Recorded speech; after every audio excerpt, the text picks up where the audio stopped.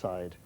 I would have said that perhaps we might head down along, and you see they're all sized, head down along till you find something, something like this. Look, that's about the size we need, something like 14 by 10 or 12/16. Now, that's big enough for the big brush, because you remember, we're going to use a big brush as much as we can, and yet it's small enough to be usable, if you like. Now, here's a little tip about it. This is a white canvas panel. We could use canvas like this if we wanted to. They're slightly dearer, so I'm going for I'm saving us money, haven't I? Yes. But you can go over this, and over it, and over it, and you can paint a picture on it, then you can paint over it again, and again, and again. So you can't waste your lovely piece of canvas panel. You can take your time. Isn't that a good idea? All right, well, that about covers what we need, something like this.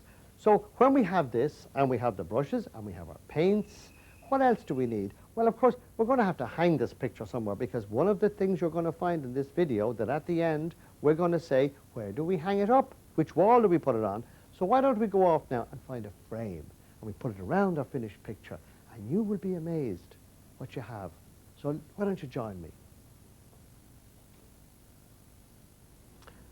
Well, here we are in the framing department. My goodness, look, these are custom-built frames. You know what I mean by that? You can pick the molding, and they will make it up to your measurements. Behind me here, I've got some oval frames. I've got some metal frames. You can put them together yourself when you bring them home. But I don't like metal frames that much, not for this beautiful picture we're going to paint. So I'm going to head over here where I see some ready-made frames. So let's go over and see if we can find something to fit our nice picture, which we have painted yet, of course, but it's going to be nice. So come on with me. Now, you'll notice that I like a nice thick frame. Now, what I mean by that is that watercolors have a different type frame than oils and acrylics, because you don't have a mat on them. So let's go over here and we see. Now, what I mean by not having a mat is there's no centerpiece put in. Don't worry about it. Now we have a big frame here, but I'm afraid that would be a little big for our picture, and we have a small one underneath it, and we have a fella here. Let's see if this might do the job. So look, all you do is put your board in, like so, and hold it up, and we have exactly, isn't that nice? And we can have it that way if we want to make a portrait. Now remember, we can reuse the board, and of course, therefore, we can reuse the frame. I do this at home. I have one frame, and I use it to test all my pictures. So I've got all my bits and pieces now. We've got the brushes, the paints, we've got something to paint on, we've a frame to hang it on the wall. So let's head off, gather all our bits and pieces, and then back to the studio, and we'll paint it. Well, let me see. I've got the paints, the brushes, I've got the frame, I've got the board, I've got the canvas, I've got all the bits and pieces, haven't I? Oh my word, look at this. Isn't that a handsome fellow? Isn't he? Yes. And look, he's got a kit with the brushes and the 8 tubes of paint and an instruction, a little manual, and he's got the board down the back. We can buy this, and we don't need to buy all these other bits and pieces. That's up to you. You can buy it loosely, or you can buy it in a kit form. I don't mind which you do. The only thing I want you to do is promise me you're going to come back to the studio with me, and let's paint this picture.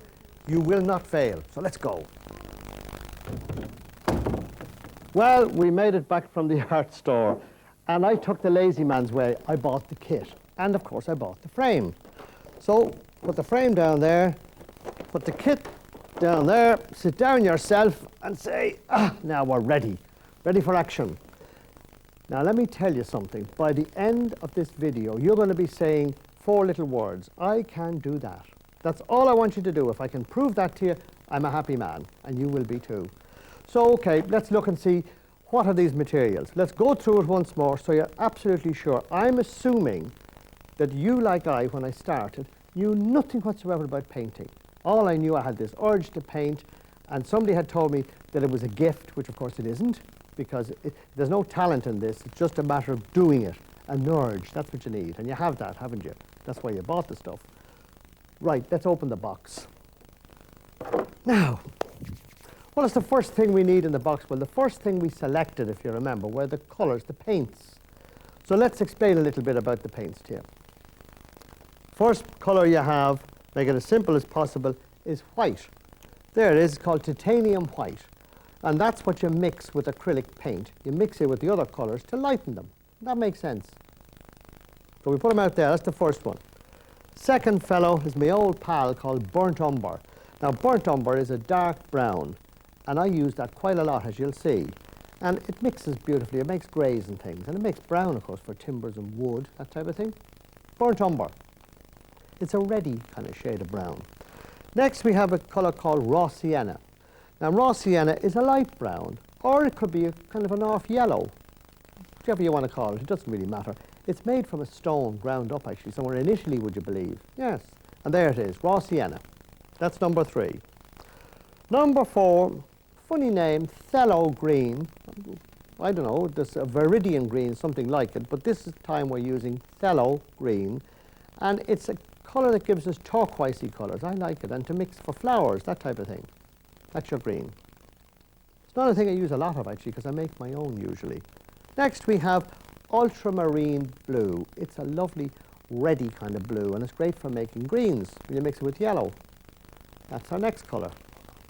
Our next colour, now we're getting the nice reds for the flowers and things like that. This one here is called permanent rose. Nice name, isn't it? Well, this is to make, you can paint roses with it. That's what it is. Red. Next we have a real red. Look at that. It's called vermilion hue. Now let me tell you why they say hue. If a paint says hue on it, it says it there. Look, H-U-E. Hue. That means that it's synthetic. It's not the natural pigment. It's a hue. Right? Just thought you'd like to know that, because you'll be, of course, conversing with your friends and fellow artists and all this evening after you've painted this picture, won't you? You want to know these things. Next one is cadmium yellow, pale hue. Well, it's a light yellow, isn't it? And that's to mix with your blue, which will make your greens, and your reds to make your oranges. So there you are. There's your 8 colours. That's all you need. And take the first commandment of painting, and that is, do not use too many colours. Honestly, because you get confused. You can add if you want later, but at the moment, that's the 8 shades. And they'll be your basis all the way through your painting life.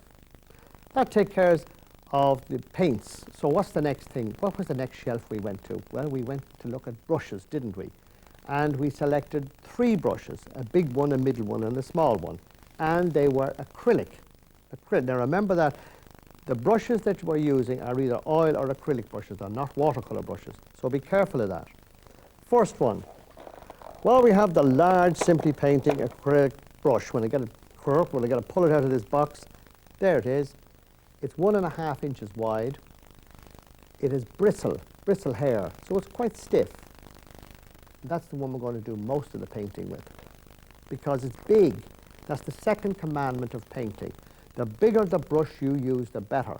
And the main difference between an amateur and a professional painter, let me tell you, is that the amateur will try and use a tiny little brush, the professional uses a great big one. There's a piece of information now for you. Next, we have a middle-sized brush, which in this case is a number 4 filbert, it's called. And the reason it's called filbert, it's rounded. The top of this brush has a roundness about it, you see that? And it's bristle once more. That's our second brush. Our third brush, the last one, is a rigger. Now, I'm going to pull that. There's a piece of plastic that sticks over the top of when it's new. You know what you do with that? Throw it away. Don't try and put it back on again, because if you do, you'll damage the hair. I've seen so many people trying to poke it back on. You don't do that. Leave it, throw it away. And that was only there just while it was in the box.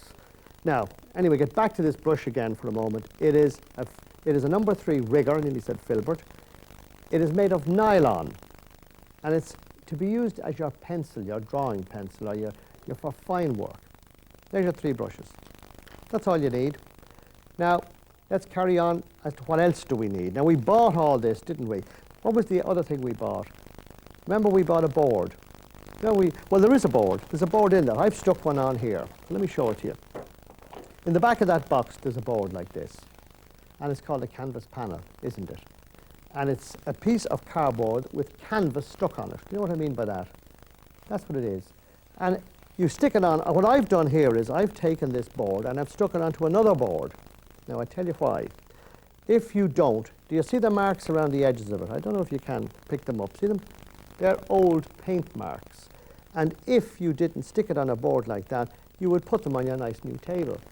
And sometimes people object if their mahogany table is covered with acrylic paint. Of course they do. So what you do is you put it on a board like that, and maybe some newspapers or an old cloth underneath them. Because at the beginning of painting, I don't think you need an easel. I don't use one for acrylic, unless they're very big boards. I use an ordinary table, and you can do the same. If you can't get a tilt on it like this, this is a bit of a tilt, right?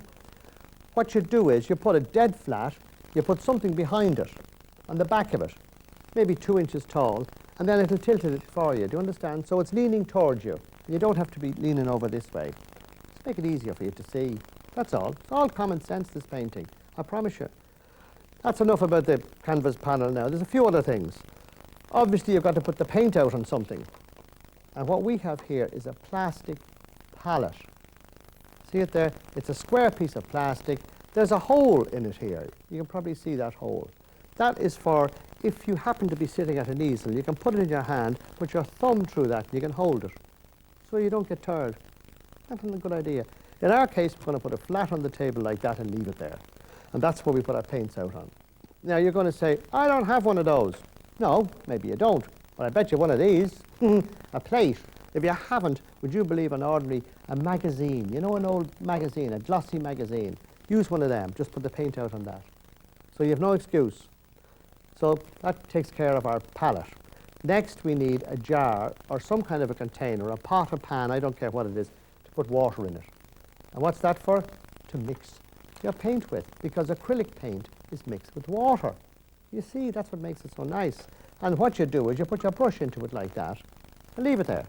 Because one of the things about acrylic paint is, and this is the next commandment, if you like to call it that, is make sure, if you're not using them, that you leave them in water, and when you're finished with them, you wash them out well. Because if you don't, they'll harden. You know, like a paintbrush hardens. You know, when you forget to put that, and then 6 months later you come back and the brush is hard. That's the same thing with this. Only it's worse because acrylic paint is very difficult to get off. So my advice is, just have a little habit of it. If you're too lazy to wash it out, leave it in the water until you're ready to wash it.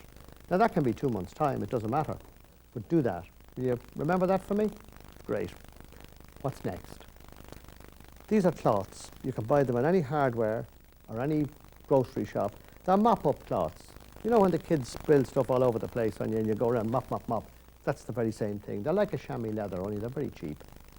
Buy yourself a couple of these. I don't know what they cost, but 2 packets will be enough. And just leave them like that. They're to control the water on your brush because you don't want it too wet. Now, we've gone through all the bits and pieces. There's a couple of other little itsy-bitsies you might need, and just quickly jump on them for you. One is a pencil. You might need that. 2 is you might need a ruler or a straight edge. That's up to you.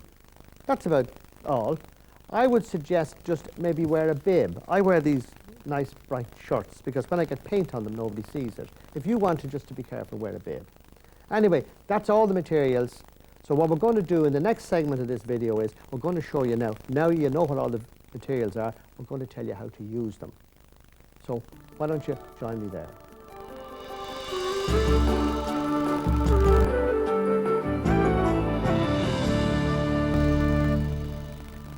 Welcome back. Well, we've spoken enough now about the materials, and you notice that actually I wasn't so happy, you know. I'm now getting happier because we're getting near to actually painting. So the next thing we're going to do in this segment is we're going to show you how to paint. First of all, let's kill a couple of myths. Myth 1, I can't draw a straight line. Yes, you can. If you have a ruler and a pencil, I promise you can. The second one is, I can't draw. Yes, you can, and I'm going to prove that to you as well. Now, how do I prove that? Well, let me tell you a little story. When I started to teach, and like all this business, it's been a sort of, well, let's say a mistake, a happy mistake in my life, because I didn't set out to be either an artist nor a teacher. Anyway, I was trying to teach people who were as bad as myself, if you like. They didn't know the first thing about painting, which was marvellous. They were happy. They wanted a new hobby, a new craft. So what I had to do was to make it as simple as I possibly could for them. So what I did was this. I found that we all can do things we already know how to do. Isn't that a fact? So I applied that to painting. Now, we break each picture into 4 little elements. And they are the horizon, which is the horizon line. Secondly, we have the sky.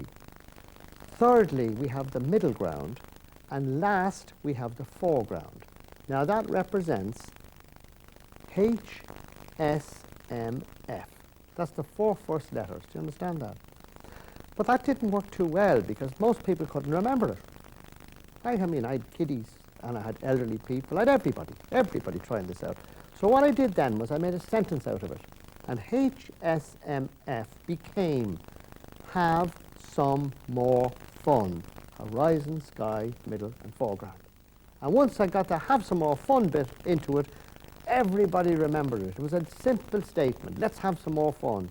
And that's exactly what we're going to do, and that's how we're going to paint the picture. Now, if you still don't believe me, and if I still haven't got you to say I can do that, you certainly could do what I've shown you so far, couldn't you? You can go into a store, you can buy the paints, and you understand what the materials mean now, don't you? Good. Let's go to the next stage then. Let's put out a little paint. And this time I'm taking some of the burnt umber. Squeeze out a dollop of it there like that. Now the reasoning for this is that I want to show you how HSMF works. First, horizon. Well, we dip it into the water, we dip it into the paint, and we draw a horizon line. Now, you can use a ruler, I don't mind. I'm going to draw it freehand because I'm in a hurry. There's what represents to me the horizon. You know what the horizon means? That's what you look at. You know when you go out to the seaside, you see in the distance, the distant horizon? That's exactly what it is. That's the first bit. Now, for those of us now who haven't been able to sketch up to now, let me now kill the second myth. That's the first one gone, isn't it? You can do that, can't you? Yes. Second one. Let's do a mountain range. But let's forget it. You say, what, he's going mad. No, no, no. I'm going to give you something you know how to do. I bet you can all write the alphabet. Can you write the letter M? M for Mary? You can. Of course you can. All right, watch. Now, I want us to do a nice wobbly M. There we are. Does that look like an M to you, doesn't it? It's an M with the horizon line underneath it, isn't it? Watch. I go one stage forward. Now this is freehand I'm doing it. If I was to draw a little box around that. You see what I'm at? I'm putting a little frame around it. I'll actually put a little string and a nail up the top of it. And lo and behold, what have I got? I've filled in a bit of the M for you. What have I got? I have a mountain range, haven't I? And I've got horizon. So I've painted a picture. I mean, I've seen worse than that sold. So there we are. We can now sketch. So we can all do this. So we're away. That's the first bit. Now, if you're like me, you'll probably now want to do exactly what I did, and that is go to the end of the book. You know what I mean by that? Well, we Irish have one terrible bad failing. If you give us an instruction manual, let's say it's for a television, for a fridge, doesn't matter what it is. My wife comes home and she buys something new and she hands me, say, Frank, there's this. I say, what's that, Peggy? Oh, let me look at it. What'll I do? I'll open up the back. Here, I'll get my instruction manual out, so to speak. And the first thing I do is I open it up this way to see the back of the book. Yeah, find out how it ends, yes. Well, of course, that's not the right way to do it. But just in case you do that, I'm going to show you how the end of the book works. The hardest thing in painting is figures, people. Don't believe me? Go to an amateur art exhibition, have a look at it.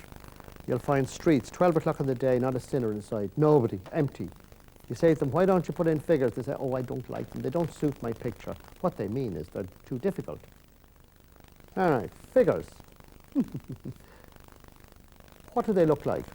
Well, I want you to forget figures just for a moment. This little exercise, your first little exercise. You can do this after the video finishes. You can sit by the fire and you can catch everybody out with this one.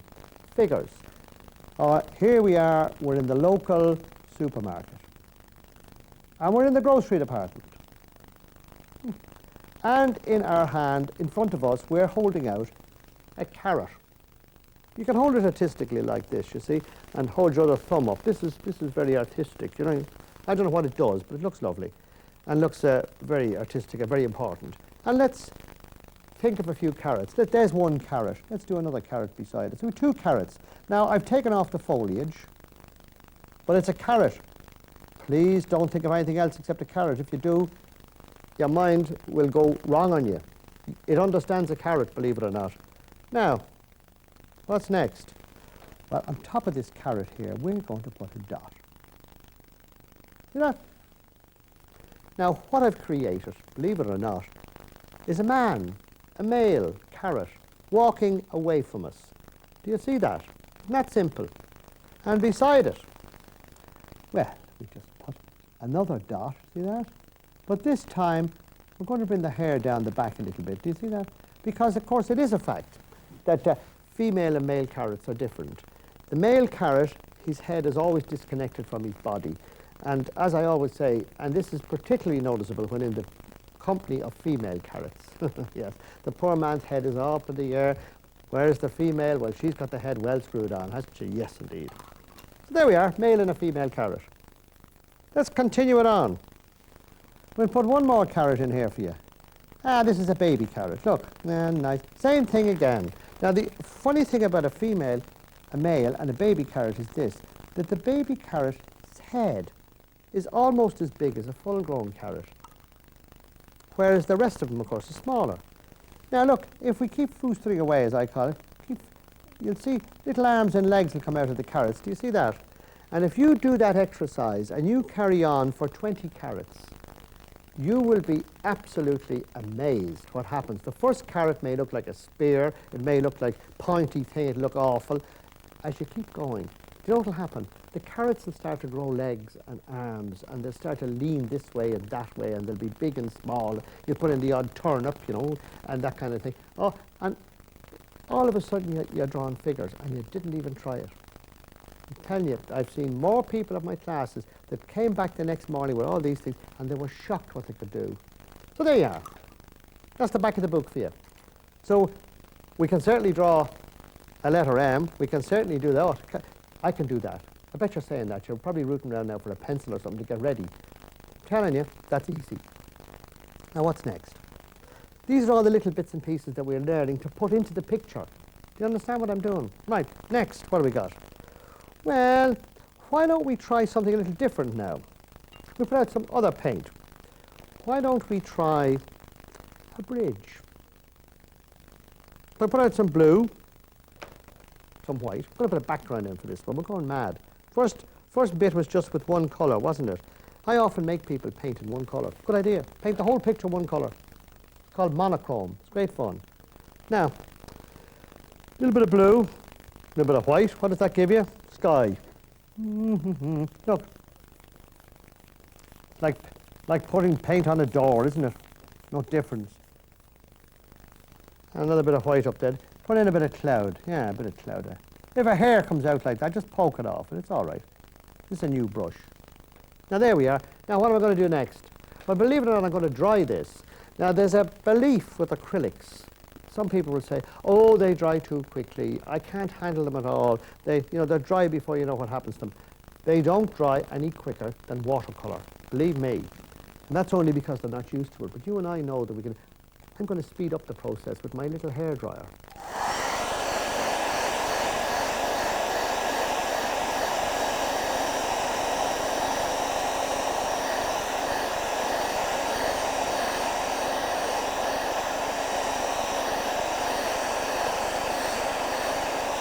Ah, that should be enough now.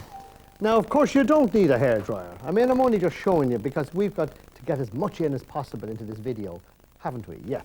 You don't have to do that. You can have a cup of tea or something, have a sandwich, read the newspaper, go shopping and leave it there for a while. Anyway, back again we go.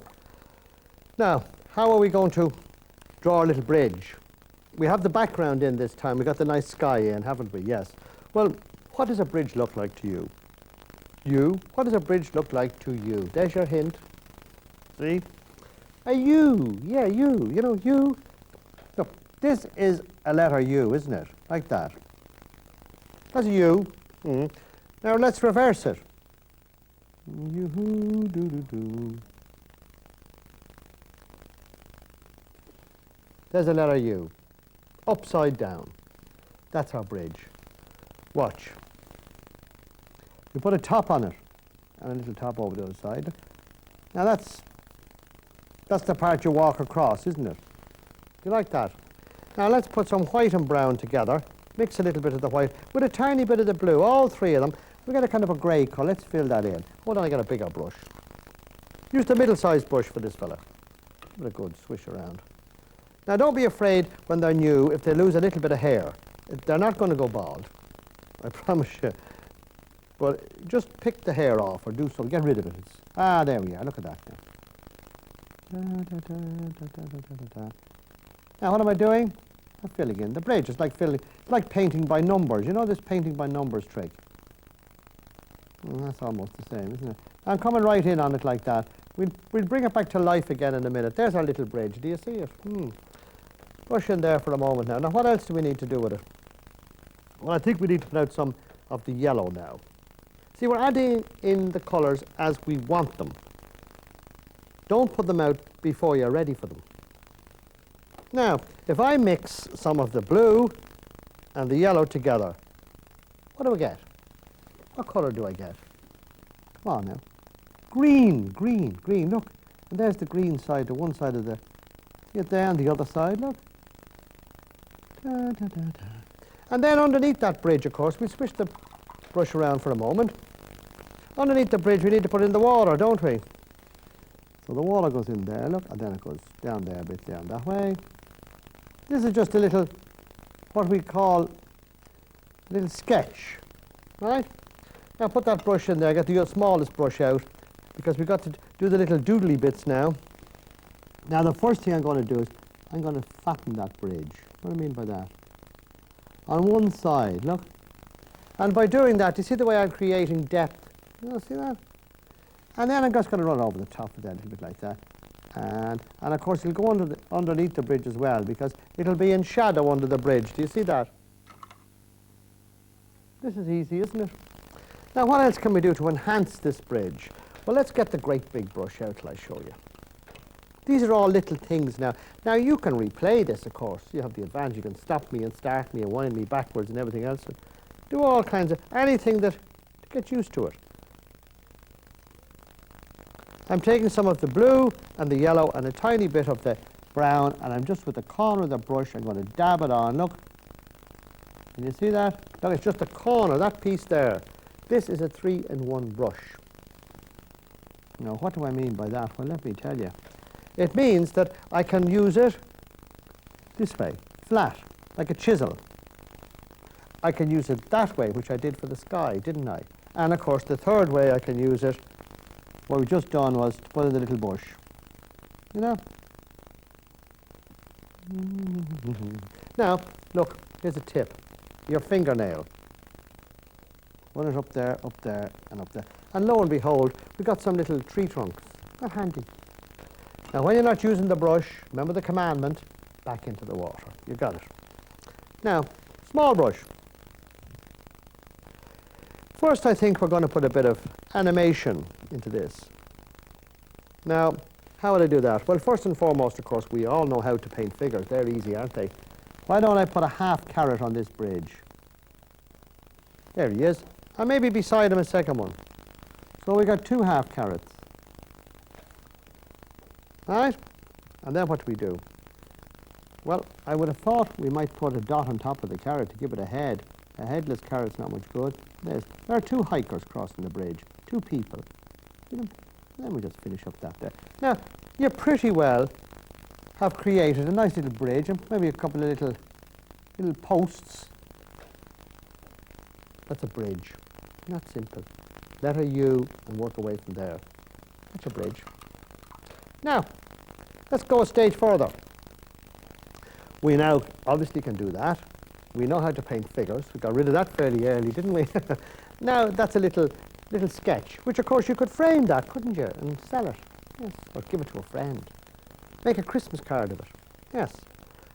Next, one of the other difficulties in painting, oh yes, I was told, oh, this is very difficult, perspective and all that, buildings. Well, yes, well, here we go again. What's a building? Well, starting off, let's see, what does it look like? Well, you start at the roof and work down. We work different to builders. Why don't we just, oh, I tell you what, we put a background in this as well. Would you like that, or would I just do the thing? Come on, let's do it. Yeah, while I'm thinking of it. Because you always put your background in first. Now, if you didn't, supposing I'd carried on there and put in my cottage or whatever, my little house, whatever it was, and then I found it no background, I can paint it in, just paint the cottage again. Because with acrylics, you're the master. It is not like other mediums. A, you got the advantage it dries very quickly, and B, of course, because it dries quickly, you can go over it and over it and over it again. And when you finish the picture, if I didn't like that, I could let it dry or dry it and then paint over it. Paint the whole board white again. Do you understand that? So this board, you could paint 50 pictures on it. Now, with watercolours, you couldn't do that. And of course, with oils, you could, but you'd have to wait about 9 months for them to dry because they don't dry very quickly. So I would say, now I'm taking some blue, because I'm going to put some sky into this, make them different. The white bit, of course, is the clouds, and the sky, in this case, is the blue bit, isn't it? You understand that? Now there's a nice kind of bit of blue sky, isn't it? That's nice. I mean, there's a bit of white there. Now we have to dry that once more. So let's do it. Give it a little bit dry.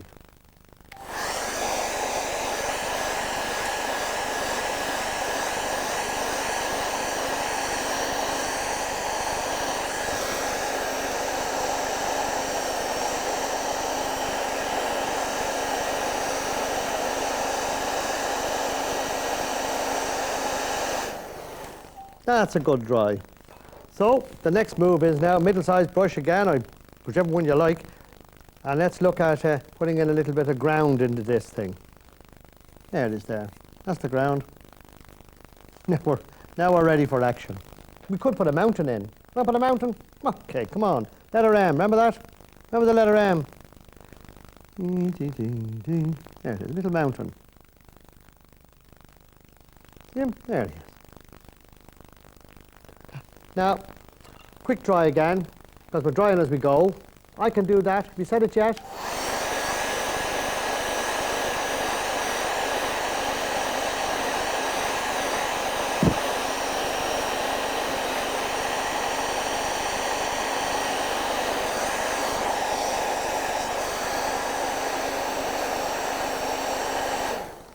Now, I'm keeping it as simple as I possibly can, and I want you to do the same to start with.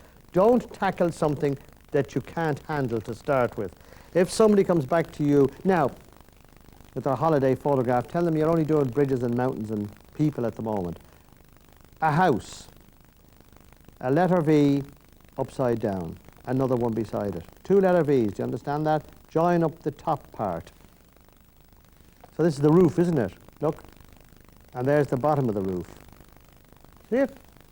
And now we put 3 legs on that. Look, 1 leg, 2 legs, 3 legs, and lo and behold, if we put a little box up on the top there, we have the basis of a little house, haven't we? Now put that brush away, get another one, and we're going into the white, which of course we don't have any more of, do we? Because this is a point. Don't be mean. Don't be mean. Do you know that painting comes from the right-hand side of your brain?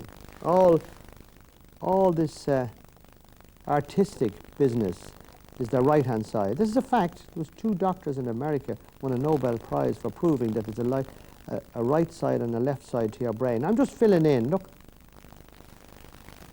And they did. They got a Nobel Prize for it. Oh, Rossiani, we need some of that. And what I'm doing is, of course, I'm filling up this right-hand side of your brain, because most people, the only part of their brain they use is the other side. Because right-handed people, it's a kind of a crossover. The right-handed people have the left-hand side of their brain, which is the practical side. That's the side they use. Left-handed people, it's the way around, it's the right-hand side. I'm left-handed. I didn't know this, you know. But this is true. So therefore, all you right-handed people have got these empty brains going around. Well, they're not empty, it's the right-hand side. We're filling it up for you. Now I'm putting in, look, a big letter I, a little letter I. These are windows and doors, aren't they? And another one. And just land that down there a bit, and we have, lo and behold, a little cottage. Do you understand this? Now I'm going to just finish this off, because I haven't done all this for you. Now it's coming to be your turn, isn't it? You can use this as your little test. Will you do that for me? Well, of course. I'll put a bit of... Now, there we are. Look, little cottage. I'll do one more thing with this little cottage, because I always do it. When I started to paint first, the one thing I put into every picture, and do to this day, let me say, is a little bird. And there he is. A couple of little posts there, join them up. And you see, this is a quick sketch, right? Cottage. Got the idea. Now, do you see what's beginning to happen? These are all the little elements you have. Now, what I propose to do in the next section is this. You've got all that. I'm now going to give you a couple of lessons. Some of these are ones that I would have done on television, that type of thing. And I'm going to let you now take the whole board out, start as one picture, and paint a complete picture. And I promise you, I hope by now you've said I can do that, but I promise you if you haven't, that by the time this video is finished, you will have the hobby of art to your advantage. So, look, let me put, remember the thing I bought? If I put it across like that and onto there, I had a framey little picture. Now you're going to do that at the end. So join me for the next segment and we'll paint together and have some more fun.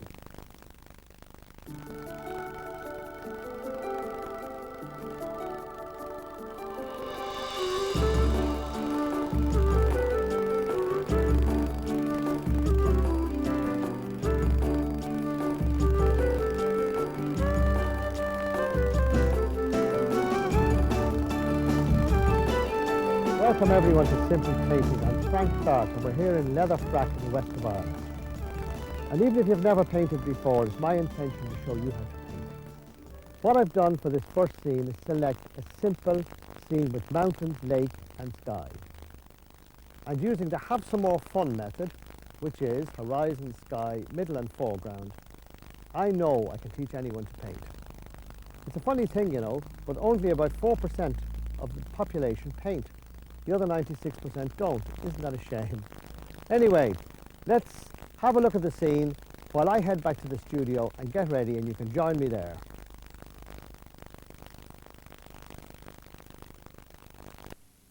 Did you believe me when I said that anyone can paint? Well, I've got bad news for you. It's the truth. We all can paint. Just some of us haven't been shown how. And that's what my intention is. So for the first of this series, in painting in acrylics, let's start off by talking about the materials we're going to need for the series. And first and foremost, let's talk about the paint. Now, acrylic paint, if I can just dwell on it for a moment, was only invented about 30 years ago, so it's very, very new. And there was a lot of prejudice about it. People didn't like it. They said it dried too quickly, which of course is completely wrong. And they did all other reasons. They said it became dark, it did this, it did that. But I can tell you, it's definitely the paint of the 21st century. It's marvellous because it mixes with water, so it's compatible with watercolours. You can mix the two. Isn't that unusual? It certainly is in painting. And it looks like oils, which again is fantastic. And you can paint it on any surface. Literally, anything that's free of dust and oil, you can paint acrylics on.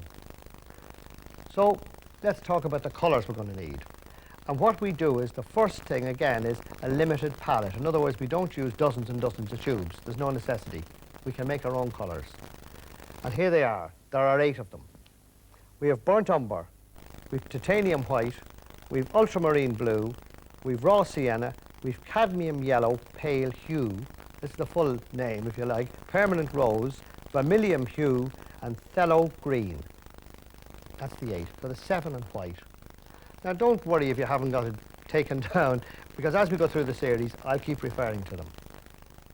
Next, we have some brushes. And we have 3 brushes. First and foremost, we have the large brush. Now, in this case, it's a bristle brush. And it's a very adept little character, this fella, because it actually makes about 3 brushes. But you'll see how that happens as we go along. Now, there's something else about acrylic I want to tell you, and that is that you must keep them in the water. If you're not using the brush, pop it in the water, and your brush will last you for many, many years. If you don't, it'll get hard, and you'll have an awful job cleaning it. All right, next we have a middle-sized brush, which is about a number 4 filbert. It's a round top on it, that's why it's called a filbert. So pop that into the water. And last we have a small brush, which is a nylon brush. It's a bit like the rigger that we use for the watercolours. Now all 3 of those go into the water, and they are yellow in colour, and that's to help us to differentiate between the watercolour brushes and the acrylic brushes. Okay, next what have we got? We've got a tray, which is a palette, and it's a piece of plastic, and we can put the paint out on this. Next we have a pad or some to take the water off your brushes and to control the water on the brush, because again it's the very same as watercolours, it's water based. And last we have our 14 by 10 canvas panel. Now a canvas panel means that it's a piece of hardboard with a canvas stuck on it. That's exactly what it is. And it's quite stiff, so it'll sit upright on the easel like that, and you don't need to put anything on to back it off. Also, you paint acrylics upright, the same as if they were oils, whereas with watercolours they're flat. Now, what else can I tell you? This panel can be used over and over and over again, because if you don't like what you put on it, you just cover it with white paint and paint away. In fact, you're going to find that acrylic paints are so easy to use that you almost feel like you're cheating.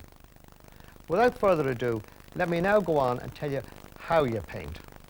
Because, you know, I did say in the beginning that we can all paint. But what I didn't say was that somebody has to show you how to start. And that is the problem that we all run into. If nobody tells you how to start off doing your ABC in school, you'll never know it. So I'm going to show you the ABC of painting, and you'll find it's extremely simple. And what you do is this. You break it into elements. Now, what do I mean by that? I'll tell you. I have a little system which is called Have Some More Fun. Remember, this is a hobby. It's fun. You can smile. You don't have to scowl. You can dress nicely. You don't have to wear black. You don't have to live in a garret. Painting is fun. It's a hobby. It's the best hobby you'll ever have. However, have some more fun. Let's get back to that. Horizon, sky, middle, and foreground. If you took the first four letters from Have Some More Fun, that's what you could make a sentence of. HSMF, which becomes horizon, sky, middle, and foreground. And that means there's your horizon line across the centre, or wherever you want to put it. The sky is up there, the middle ground is here, and the foreground is down at the bottom of your picture. And that's how you paint it. Horizon, sky, middle, and foreground. And I found that when I could break the picture up like that, I was away. So let's see, how do we and what do we do to get away? Well, let's have a look at the picture we're going to paint. Now, the first thing you look at is there is a straight horizon line, which is just below halfway on the canvas. Above that, there are mountains, and I will describe them as the letter M. So therefore, if you can draw a letter M, you can paint this picture. Let's go back again and look at it. Above it, you've got the sky. Now, the mountains are three different colours, which again is quite simple. Below that, there's some water, and then in the foreground, we've got some sand and some rocks. So without further ado, because you're probably fed up listening to me now, let's get at it and do some painting. So let's push the paints to one side. And in this case, by the way, we only need 5 of the 8 colours. So let's take the 3 we don't need away.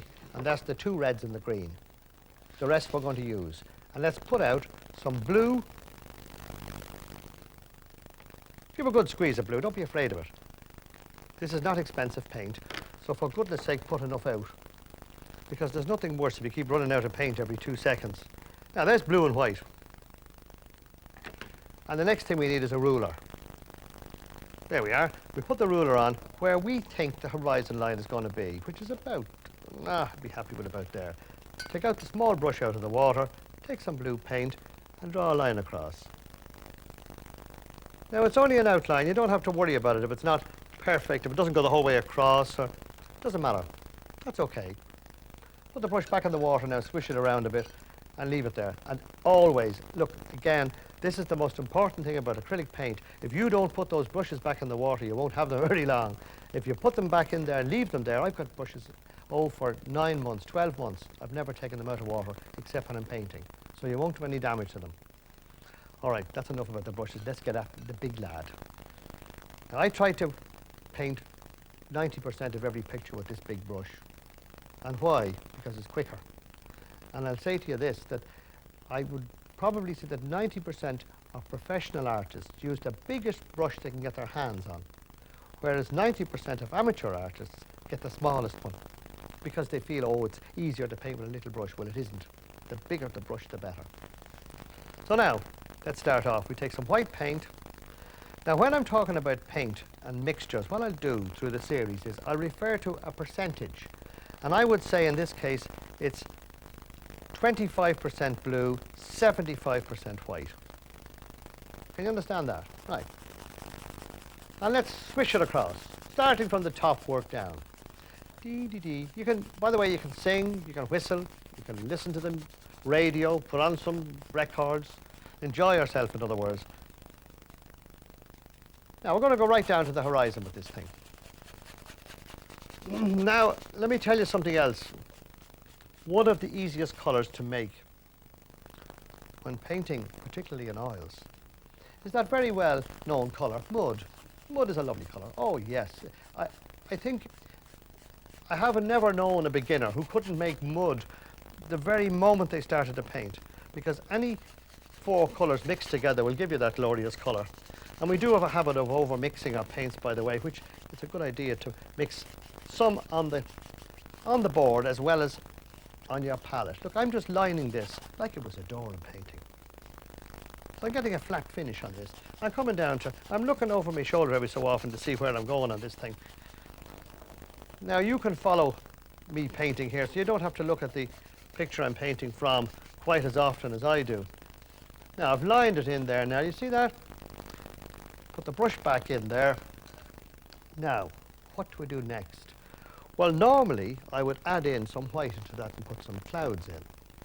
But I'm going to help it along, because there's a belief with acrylic painting is that it dries so quickly that it's impossible to use it. Very difficult.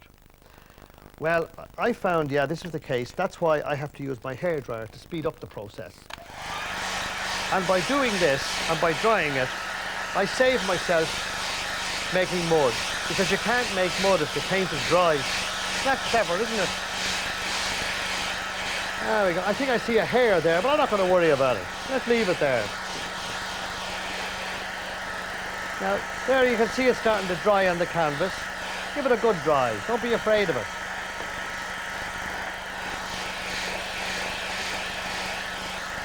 I think that's probably enough now. That's well and truly dry. So let's put that away. So that's the first myth broken. It is wrong to say that acrylic paint dries too quickly. In fact, I'd say sometimes it doesn't dry quick enough. Now, the clouds. Let's have a quick look at what we got. Ah, yes, well, there's some nice ones there. Now, this is called scumbling. A nice name, isn't it? See, all I'm doing is it's rapid backward and forward movements with the brush. See that? Scrubbing it on. The brush is well able to stand this up. Don't worry about it. It's not going to do any harm to your brush. Now, you see the clouds arriving. Now, don't overdo this. You can just, look, there's a hair. Look, take them off and throw them away. It's not going to do any harm. When you feel you've got enough clouds in, say to yourself, I think that's okay. Are you happy with that? Yes, that'll be fine. Now the brush goes back into the water again. That gives us time to think. Also, it means that if somebody did knock on your door, you can go out and answer it if the phone rang, and you wouldn't come back and find your brush as stiff as a plank because you have it in the water. Isn't that clever? It's just a little habit you get into. But if you do, you'll save your brushes. Now, back to the picture again. And the next thing is the letter M's. Now, how would we go about doing them? The same way. But just look and see what colours do we need. Now, the back one, which is the big mountain, is a grey kind of colour. So what I do is I add one more colour into this. Now, I only put the colours out, by the way, as I'm going to use them, because there's no sense in having piles of colour out there that you're not using. And as well as that, it's drying as it's on the palette, so the less time it's there, the better. So now let's get my brush out again. Now, so far I've used the big brush all the time, haven't I? As I intend to. Now, let's put out another bit of white. Come on. You'll find you'll probably use twice as much white as any other colour, maybe 3 times. Because you don't because of the fact that you don't want it too dark. Now, a bit of white, a bit of blue, a bit of the raw sienna. I would say you're going a third each here this time. You can adjust it if you're not happy with it. See that? Mix your paint on. Now, you needn't over mix it, because the brush has it on. You see, there's different colours on that brush, if you can see them. And once I go up here making my letter M's, it'll mix on the canvas panel for me. So let me just put this in now. Now I'm going to draw the whole lot into one colour, and then I can change the colour of whichever one I want to do, which is this fella here. Yes, not so bad. Now, Up here, as it goes. Now this does not have to be an exact mirror image, and in fact you can often spoil your painting. If you start to put in a mountain and it doesn't look exactly the same, and you start to fiddle about with it, before you know where you are, you make a mess of it. So once it's near enough, it'll do. I think that goes down. Now I'm going to fill all that in. See that? Now I'll concentrate on this fella another little bit. So the first thing I'll do is I'll put a bit of white. I want to lighten this side of it. Look, that's dead easy, isn't it? Just plain white, nothing else. I hope you're all getting your paints together now. Even, by the way, if you don't have paints, well, just for this lesson, I'll let you off. Get a piece of paper and a pencil and write down what I'm doing. And then you can rush off and get these paints and have them ready for the next one. And I promise you, I've never known anybody who couldn't paint. I was serious when I said that. Never. The will to do it, that's all you need. Unfortunately, this wonderful gift that we're supposed to have does not exist. Now I'm feeding in other colours. See, what I'm doing now is I'm using completely blue and raw sienna, just those two mixed. And just bashing them in like that. And I'm leaving a bit of white here and there, so it looks like there's ridges on the mountain, doesn't it? How's that? Yeah, I think we'll come down grand there. Won't overdo it, well. Now, let's look and see back to this picture again, and we see that the one on the right-hand side, which is predominantly green, I think we should look at that fella. But before we do, why don't we give this another little dry? Back him to the water and another quick dry. You see the advantage of it to dry quickly? Could you imagine me with an oil painting with this? 9 months, that's what it takes for it to dry. Sometimes you can get to the dry now in 2 or 3 days or overnight. But you couldn't do this. I'm afraid I'd have a redundant master blaster, which would be very sad altogether, because I'd be lost without him. Now I'm going to just change brushes for a moment. The middle size, just to show you what you can do with it. The filbert. So now we're going to add another colour in now, and that colour is yellow. I think we've got them all out now, haven't we? Well, we got some burnt umber to put out yet, haven't we? Didn't put him out. We will eventually. Now I'm going to take some blue and some yellow. I would say 75-25 in favour of the yellow, because I wanted a lightish colour. And then I'm going to look. I know you're probably saying, my goodness me, I never knew it was that easy.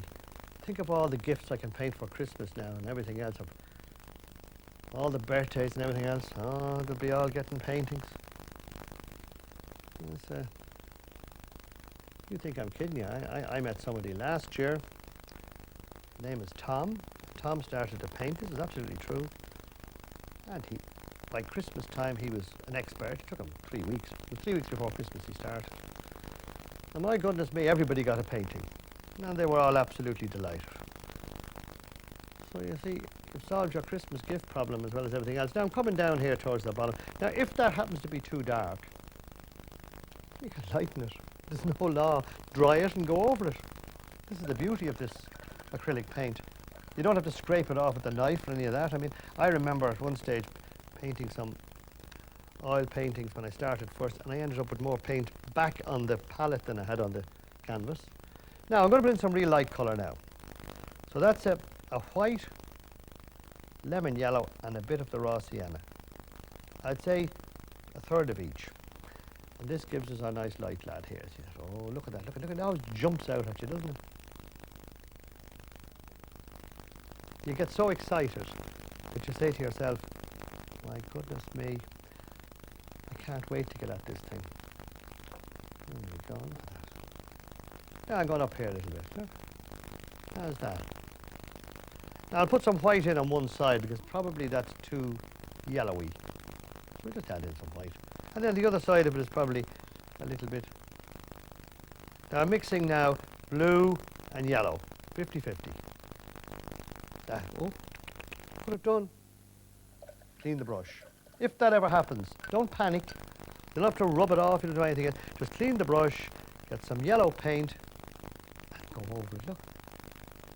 And there we have problem solved. So you begin to believe now that there's no such thing as a problem with acrylic paint. There isn't actually. I was right when I said it's almost like cheating. Now I'm coming right down to the horizon. It's probably a bit dark there, so I'll lighten that a bit. Difficult, isn't it? And you thought painting was a gift. Well, it's not. It is a gift from the point of view. It's a wonderful gift because it's great fun and I enjoy it immensely. Just put the brush away till I get some burnt umber. That's the 5 colours out. Don't need any more now. That's the end of that. And let's put in some of that fella along the horizon line. No, look, let's go back to the big brush again. I'm just showing you how you can use these brushes.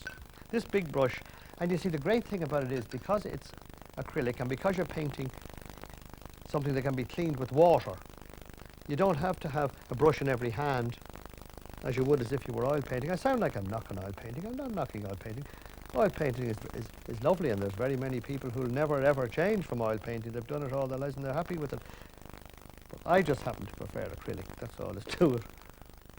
You can make your own mind up now. Look at that. Isn't that? Now I'm just putting in a bit of a river bank there because I need that horizon line straight. Because if that's not straight, the picture's going to look crooked. I think I'm happy with that. I'll put the brush back in. I was looking for this thing. Wasn't I dreadful? Now I'll give it a quick dry. Just a little quick one across there. Because I don't want the two to catch. That's all I need. It's only a very fast thing. Now I'm coming into the water. And how would I make water? Well, the same as the sky.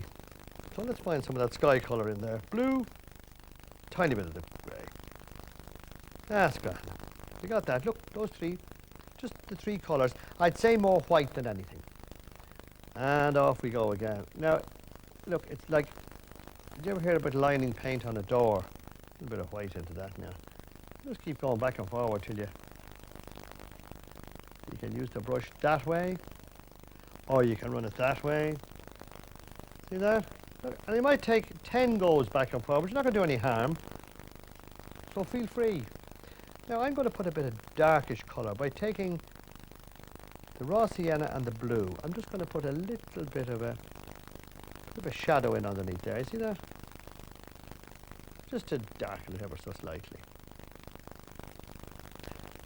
Now we're down. I mean, if you want, you can put some white in there, but I let it dry first, and then I'll put my waves in.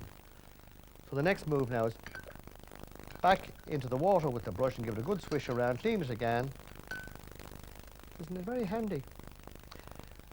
And this fella here, you can make 3 brushes out of it, as you'll see as we carry on. Now I'm going to make up some sand. Nice. I mean, the beach that we actually stood on that day, well, just before we came in here, indeed. It was a bit rocky, if you remember. But we're going to change it to a sandy beach because I like sand. Now, a few wipes backwards and forwards like that. See that? Yeah, of course you do. Now, back in with that and out with the other brush because I'm going to put some rocks in here. Now, rocks are a mixture of brown, blue, and some white. Mix them all together, you get grey, see it? And now there's one rock there. And there's another rock here. See where you can bash these fellas in. Now we'll have to pick a light and a dark side, of course, naturally. And then there's a couple over here as well. And there's a little one beside it. Now we need some good dark paint for the dark side of the rock, because what's the dark side of the rock? That's the side that the light, now I'd say we should be there, and we should be down here. And it's a good idea if you let them dry a bit before you put the dark on, because you're kind of wasting paint, but we're pressed for time, is that the word? I'll just leave them. Now, see that? Now we'll put a few little dibs and dabs in there, because I'm going to go with the white now in a minute. Now some white. What's the white for? The waves, of course. Yeah. And there is actually waves in the sea, actually. Isn't that nice now?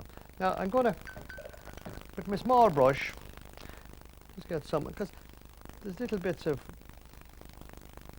driftwood and all kinds of things like that there. And now there's something else. We come back on those rocks in a tick. I just want to show you a little something. This is something I put in every picture. It became kind of a little trademark. A little bird. I'll put the brushes in there again. And let's just go back very quickly and we'll just darken these down a tiny bit, just the rocks.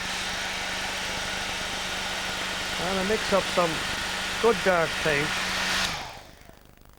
That's the idea, look. And they come down there. And the whole thing begins to make sense, doesn't it? So now, let me just put a little finishing touch or two to this fella, and I think we're right. A little bit of white there because that's the light side, a little bit there, a little bit there. Brush back in the water, and I'm afraid I have to say to you that that's all for this lesson. But remember, try this out and have some more fun.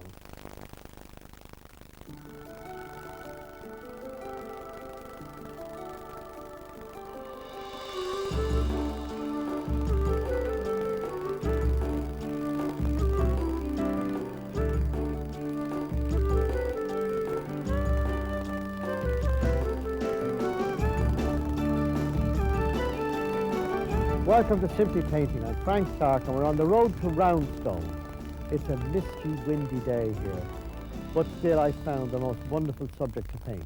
Behind me here we have an old stone cottage. Now it's derelict, but luckily with the help of our paintbrushes we can bring it back to life.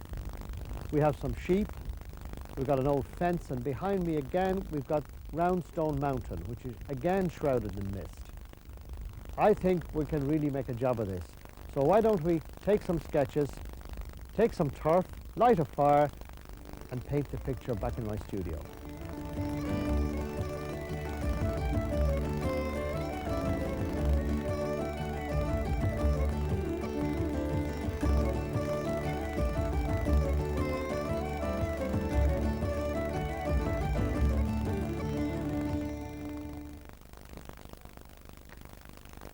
Well, well, well. It was a windy old day out there, wasn't it? Well, still we got a nice picture. But that little cottage was lovely, wasn't it?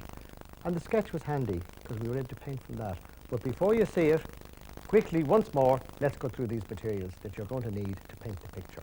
Starting with the paints. We've got burnt umber, ultramarine, raw sienna, white, phthalo green, vermilion, cadmium yellow pale hue, and permanent rose. And this time, we don't need the permanent rose, let's take it away. We've got the large brush, we've got the medium brush, which we're going to put into the water, and we've got the small brush, which we're going to keep to one side. We have the plastic palette for putting the paints out on. We have the cloth for drying the brush. We have the water and my bullseye jar. And last we have the Cotman board, which is 14 by 10. 14 inches by 10 inches, and once again, it's landscape, it's longwise. That's all we have, so let's look now at the picture. And first of all, let's look at the cottage, and we smarten them up a bit. But let me work it through for you as to have some more fun idea. Well, the horizon is just above the cottage there. The sky naturally is the sky, that's the sun bit. The moor is the middle ground, which the cottage is in. And the fun bit is the foreground, and that's got some stakes and rocks and things. So have some more fun. Horizon, sky, middle and foreground. That's how we're going to do it. So what do we start with? You should know this by now. The horizon. Let's do it. So once again, we take the ruler and the pencil, and I'll have a little look at the picture once more, and we see where is this horizon. It's about there somewhere. Let's draw it. Now, there it is. You don't have to be too bothered it's in exactly the same place as the picture, because we're not trying to paint an exact replica. Let's push back the paints here now and get out, first of all, some raw sienna. And put that out. And a little bit of white, or should I say a large bit of white, because we always put a little more white out than any other colour, don't we? And that's because we use about twice as much white as any other colour. And don't be miserable with the paint as well. Put out enough. Now, I think I remember saying to you that we keep them in the one place if we can. The blue always goes there with me, because I know where it is then. Now, that's the colours for the sky. You only put them out, because you don't need the rest just yet. Let's look back to the picture. We see, yeah, it's a nice bluey, kind of a windy sky, wasn't it? It wasn't quite as clear as that though, was it? But we smartened it up, didn't we? Yes, right. White, 80%. 20% of the raw sienna, and away we go. Starting from the top and working down. Let's take a good... Now, it's a good idea to add the white to the colour. I'll show you why in a minute. Because if you stick the brush into the colour first and then into the white, what do? You muddy up your white, don't you? If you take the white first and add the colour into it, then you won't do that. You understand that? These are all little tricks that you learn. This thing is hopping up and down. Let me tighten it down for you. That's better. Sometimes it gets loose. Now let's put in, without cleaning the brush, let's put in some blue. Now the reason I don't clean the brush on this occasion is that I want to deaden the blue a little bit. You know what I mean by that? I don't want it to be too garish. A bit there, I think a bit up here, and there's some blue here. Look at it. I mean, now, it looks kind of awful at the moment, doesn't it? But we'll soon straighten that out, don't you worry. Now the next thing is we're going to put in some white. Let's take a dab of the white here and just feed it in there. That's just softening the whole thing. Huh? Now you can, and you will indeed, dry it a little bit before we go any further. When we get to the stage of having it, enough paint on it. Now that's that. Now I have one more thing to do. I'm going to put out a little bit of the vermilion here. And what I'm going to do is, when I get the vermilion out, I'm going to add some blue to it. Now that vermilion, the top of it was a bit stiff. That's because the paint had stuck to it. You want to be a little bit careful of that.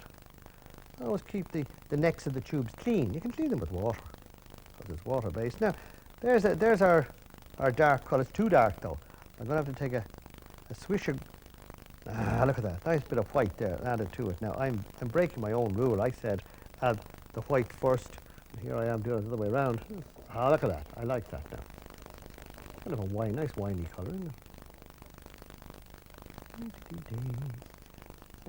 Now, I'm going to do little draggies on it in a minute. You know what I mean by that? Let me show you. Now, by just laying the brush very softly on the... I just run it across like that. Look, ever so lightly. It's only barely touching it. You always have to talk low, softly, because it's so softly you do it. Because if you push on that, you'll bring all the paint, you'll drag it across the thing and ruin it. Now, I'm just going to clean that a second. I'm just concentrating a little bit on the sky here, but I find if you get the sky right, the rest is easy, isn't it? Let me tell you something as well. As I'm sitting here, you notice I'm sitting down. I normally do when I'm painting with a... You don't have to. You can stand up if you want to. A lot of artists do. There's no rule that says you must sit down or stand up or anything else. I'm just happy sitting down here talking to you, and it's great. If you want to stand up, please do. I give that maybe one time to drive. That's nice now. That's enough of that. Right, we've enough done. Because you know what, the more you keep dabbing at it, the more you want to keep dabbing at it, and eventually you end up repainting the whole thing. Now I'm happy with that. Back to the picture, and let's look at the mountains. And the mountains this time, they're a pretty fair way away. In fact, if you remember, when we were actually on site, you couldn't see them, could you? There was a mist. But that's what they are like, really. You'll have to take my word for it, but they were. Now I'm taking some red, and some blue, and some white, and I'm going to make a distant mountain look with them. So therefore it's fairly light colour. If you find it's too dark, add white. Now let's see. Now that's it. That might be a bit red compared to what we had, so why don't I add a bit of blue into it? That's better. Yeah. You can make your colour up like that on the palette. Don't be trying to do it on the too much. You can mix a little bit on the board, but it's a nice idea to have an idea what colour you have before you start painting. Now up we go here. Now I'm going to leave kind of a bit of cloud kind of coming over the mountain there, and we'll fill that all in. These are little things you do. You say, that's not in the actual picture, but I like the look of it, so I thought I might do it. Yeah, I feel like a cloudy mountain today, so no to say. Now I'm just going to swish that in. How does that suit you? Look at that, and I brought that down over the mountain. So there's kind of a little bit of a mist over the mountain. Isn't that nice? Well, there was mist that day anyway, wasn't there? Okay, let's look back. Yeah, I think that's better. Now, brush into water, have a little look at our picture, and we see the next thing is now we're coming down into the middle ground. And the middle ground starts to turn a greeny brown, doesn't it? So we better put out some more paint, hadn't we? First thing is yellow. It goes over there somewhere, and the next thing is we have raw sienna. This is I've got disobedient tops on my paint. They seem to want to not go back on. There we are. That's 1, 2. And the last one we're going to put over here is the burnt umber. And we've one more colour we haven't used yet, and that's the phthalo green, but we'll get around to that in a minute. Now, let me have a medium-sized brush, some of the raw sienna, some of the yellow. Do you know what? I've got 2 daubs of raw sienna. Aren't I the silly gook? I wasn't watching what I was doing there, was I? Never mind. We'll use it up. Now, off we go. Now, this time I am mixing it on the canvas. You see, I've got 2 or 3 different colours on the end of that brush there. That gives me a chance to. And don't add too much white. You remember that? It makes a chalky colour, yeah. Now, this doesn't have to be. It doesn't have to be exactly. Remember that now. Great old hobby, this, isn't it? That's the beauty of it. You know, they say you are never lonely with a paintbrush. And I promise you it's a fact. I know that there was times before I started to paint, I said to myself, what on earth am I going to do? The weather was bad, and I'm not a person for lying on a beach, and that's it. I took up this terrific hobby and fought with it for a long time, I can assure you, because I couldn't get anybody to really show me how to start. But you're going to know it. Now look at that, I'm coming down along. Now I'm going to make a little bit more greenish. It's an absolute fact that if you feel lonely, or if you feel the whole world is well, against you, they say, you get yourself a box of paints and go out and you forget everything. You haven't time. I haven't time to be. I haven't time to be lonely, he says. Now, there we go. I'm coming down now. Now, I've ignored the fact that there's going to be a cottage there, because I can paint over it. That's the beauty of acrylic. I don't have to block it out. If that was watercolour, I'd have to leave it out, wouldn't I? You don't have to do anything such thing. Now, back in, swish it around. Now, the next thing here is a nice light-coloured swipe across. That gives us a bit of light. Do you see that? And that's made up of white and yellow. I think I've told you this before, but the brightest colour you have is not white. No. The brightest colour you have is yellow, because yellow is more vibrant. If you were listening to me before, you would remember that now, and I hope you do. And I hope you were. You must listen. I think it was my old school teacher said you can't talk and listen at the same time, isn't that so? So you'd wonder how I ever learned anything, wouldn't you? Yeah, how's that? Yeah, that's great. Now I'm going to come one little bit more down, because then I'll have the background painted to allow me to put in the cottage. So let me do that. Let me go back to the big brush again. Come on, let's not be slacking with that little brush, or the medium-sized fella. Now give it a good wash around like that, look. The more of these cloths you have, the better. If you have them that height, doesn't matter. I have 3 or 4 of them at home like that, piled up in my studio in Dublin. But when I come down here, I find my wife runs off with them, and she washes the delf with them, and she does all kinds of things. And by the time I come around, they're gone. Now I'm just dabbing on. Look, just downward strokes. It's just to make a background to put a little cottage in, because we're very nearly. We have nearly the landing areas around here somewhere, isn't it? Now we do have some rocks and things. Don't worry, we'll put them in. Don't be saying he forgot the rocks. I didn't forget the rocks. I'm just not ready to put in rocks yet. You can do them. Incidentally, you can paint in any way you like. If you want to put in rocks first, put in the rocks first. If you don't want to put the rocks in, don't. Now let's see. Now I think I'm about ready for the cottage. Now before I start the cottage, so that I won't be dragging it across wet paint, give it a lash of this fella here. Now this is something that you certainly couldn't do with your oil painting, isn't it? If they ever hold a sprint between oil painting and acrylics, I tell you, the acrylics will win. Now, let's mark in our cottage. Small brush. Now, do you remember how you make a cottage? Well, it starts off with 2 letter V's upside down. Let's do the first one. The first one is just about there. I can just break that horizon. There's the first letter V. See? There's a V. And then we have another V over here somewhere. V, V, V, V, V, V, V, V, V. Now, if they're crooked, it doesn't matter. It's not. Cottage builders in Ireland are not the best. Well, actually, what happens is, because of the rafters and everything else, the cottage usually falls down in the middle. Did you ever know that? That's what it is. Now, look, I put 2 V's upside down and a little box up on top there. What's the little box for? The chimney. Have to burn the turf somewhere, don't we? Now, there's the bottom on it. So that there is the roof. Now, let's put the legs down. Leg down. Leg down there, leg down there. And then there's another leg down there. Now, there's another bit to this cottage. Do you see that? There's a kind of a lean-to on the side of it here. Do you know what a lean-to is? This is what a lean-to is. A lean-to is something that's on the end of a cottage. Now, it all looks very forlorn looking at the moment, doesn't it? That's the end of it there, and then we go across there. And we'll fill all this in, and it'll look absolutely gorgeous. As it is, it looks like a right mess, doesn't it? Right. That's that. Swish the brush around, clean it well, dry it off, put it back where you got it. Take out the middle-sized brush now, because now we can get into some real painting, can't we? Right. How do we make the colour for the roof? Come on, tell me. That's thatch. So to make thatch, we need white and we need raw sienna. That's the 2. I'd say about half of each. These thatch roofs were made from, it was reeds, and they were cut together, straw. They were cut together like this. Now you see, look at. See how the cottage begin to make sense now, isn't it? Maybe put a bit more white. Actually, we're running out of white already.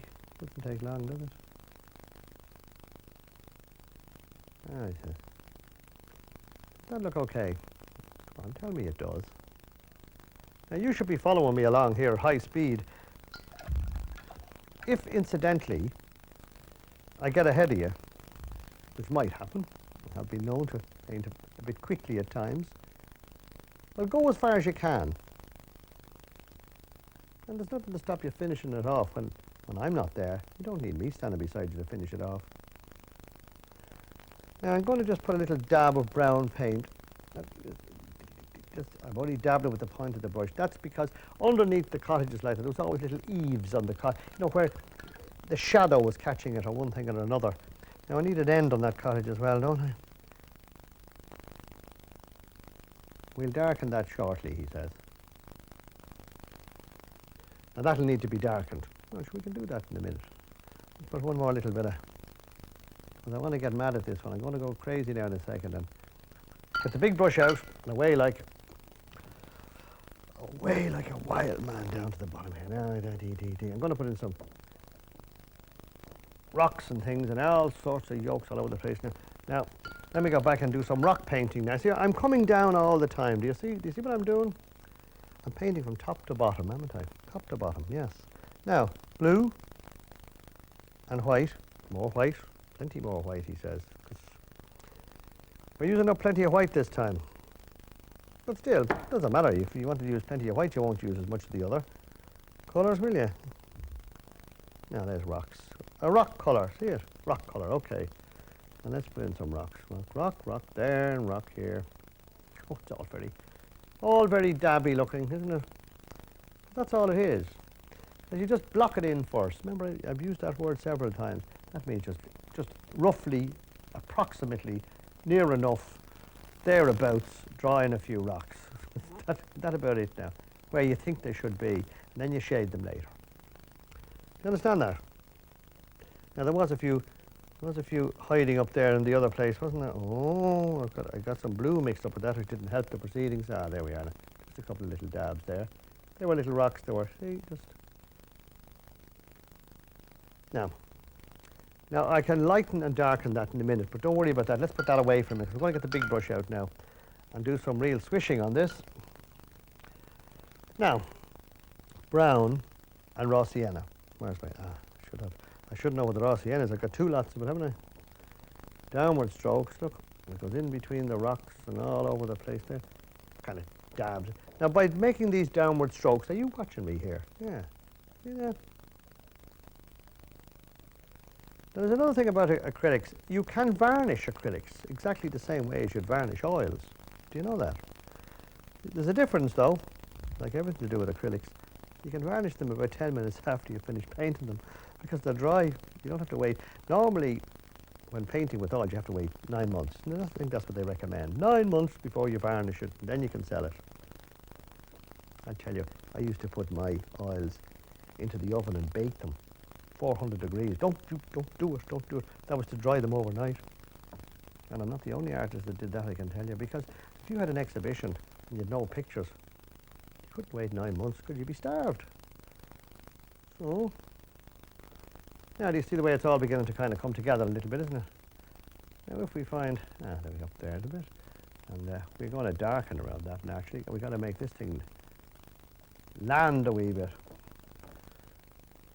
Now that might need to be bright, to be brightened up a wee bit in a second when we put in our little stakes and things, but worry not, it'll all turn out fine in the end, isn't that what they say? You kind of forget yourself, you know, as you do really, you know, you don't know where, you forget that, I forget I'm here. What do they say, the artists living a life all of their own? Well, I suppose they do, because they have one to live in. No. Now, let's do some lightening on these rocks. That's pretty easy, isn't it? Look, how do you lighten a rock? You add light paint, don't you? Yes, that is. And you can darken the other side in a minute. Now, the light's coming this way. Do you understand that? That's why this side of the cottage, if I didn't dab grey paint on it, would be white. I'm just going to finish off that there, because the next time you see me with that, it's going to be doors and windows going into it. Do you understand that? Yes, there we are. You know, it's very bold. The more I try, the harder it wants to stay its own colour. Now, why don't we darken this? But that's a kind of a browny old shed there. You know, it's an old galvanised thing. It doesn't. What I mean by galvanised? Galvanised is a metal roof, steel roof, made of a kind of galvanised steel or something. What do you call it that? Now, I'd like to just do a little bit of darkening on the end of that. And the best thing to darken with, believe it or not, is blue and red. Nice winey colour.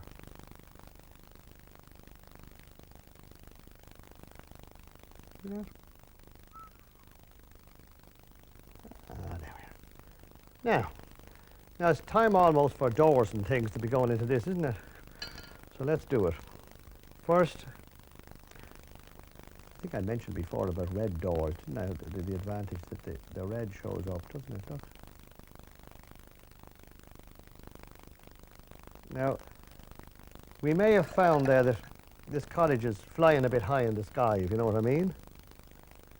And what I mean by that is that from the ground to the eaves is too much. So we have to do a little something, but now we have a little window there. Is there a little window there? And another little window here somewhere. You know? Now this is wet at the moment, and because it's wet, it's giving me awful trouble, because if it was dry, I wouldn't have this bother. There we are. I put another little bit, and I put another door here. This is the door into the shed. All right. Now we also have a little stake here. A little stake there. You make these a bit wobbly. Don't make them too straight. And there's another one there somewhere. That was a bit wobbly, wasn't it? That was a bit unwobbly, should I say. No, that's it. Now let's get back to the middle-sized brush again. I think it's all beginning to come together now, isn't it? I'm going to make some slightly darker paint up now to go on the other side. We need to smarten up these rocks. A little bit of brown in there. Keep mixing until you get what you want. That's it. Look, now that'll make the rocks look a bit more lively, won't it? And of course, there's lots of them here. Look. Oh yes. Look at that. I'm all the time looking backwards and forwards to see what on earth am I doing. So I'm looking at the picture. That's what when you see me looking away like that, you're probably, where is he looking? I'm not looking to see if the lunch is ready. I'm looking to see where on earth I'm going next with the picture. Now, let me, oh, yes. We've got some, we've got a little railings to put in, a little bit of wire strung between some of those. You know, we put them up that way, and there's another one there, another one there. Well, I'm afraid it's all broken and bashed around. Now, we can put a few little dots of white, which represent, I don't know, bluebells or daisies, or, well, there wouldn't be bluebells in that white, would they? It'd be daisies. Daisy, give me your answer, do. You know that? Now, a little bit to do over here that I didn't get at yet, isn't there? Forgot that. Oh, dear. Well, that'll take a while, won't it? Look at that. Let's swish it in there now. Now, I'm now getting down to the stage of I'm beginning to search the picture now for something to do. And that's usually a pretty good sign. That it means I must be getting in. I'm putting a white outline on the back of that. I'm going to now put in my old pal here. What's my old pal? Well, let's put that up there. Look, I got a brown finger. I'll put it a bird. Up we go. And having done that, I'm afraid I have to say to you that that's all for this lesson. But you remember, you try this out, and you too can have some more fun.